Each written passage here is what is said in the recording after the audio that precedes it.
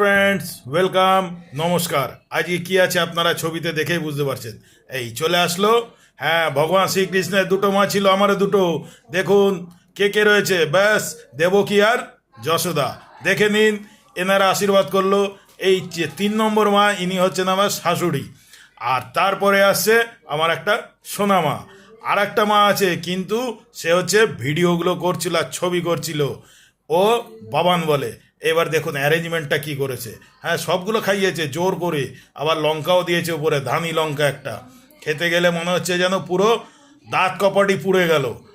অনেকগুলো পদ করেছে, কি কি পদ আছে আপনারা ছবি দেখে বলে দেবেন, এইটুকার আমি বলবো না। সো ফ্রেন্ডস, সবাই চলুন একসাথে অ্যাটাক করে দিই। এই যে খাওয়াটা হচ্ছে, প্রত্যেকটা জিনিসই কিন্তু খাওয়া হয়েছে, কোনোটা বাদ দেওয়া হয়নি। কিন্তু আর একটা লাস্টে দেখাবো, সেটা আর খাইনি। হ্যাঁ, সেটাই আসি। এই যে পরপর পরপর সব পদগুলো যাচ্ছে, আরে আমি নিজে বুঝতে পারছি না কোনটা ছেড়ে কোনটা খাবো। ওই দেখুন ঘাবড়ে যাচ্ছি, এত কিছু রয়েছে, কোনটা ছেড়ে কোনটা খাবো। রান্না তো অনেক রকম হয়েছে, কিন্তু ভাবছিলাম একটু প্যান্ডি খাবো নাকি, না প্যান্ডি লাগেনি।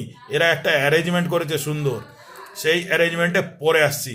এই যে চাটনি চলে গেল, এরপরে পাঁপো, তারপরে একটু বাঙালির রসগোল্লা, দই, সবই তো হচ্ছে। এইবার সব একবারে মেখে সাপটে সুপটে ঘাপ করে হচ্ছে কি হাত তুলে মুখে, সাথে কাঁচা লঙ্কা।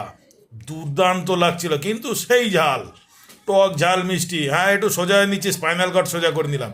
এরপরে আবার একটু জুস দিয়েছে লেবু দিয়ে। এরপরে হ্যাঁ, এটা রয়েছে থামস আপ।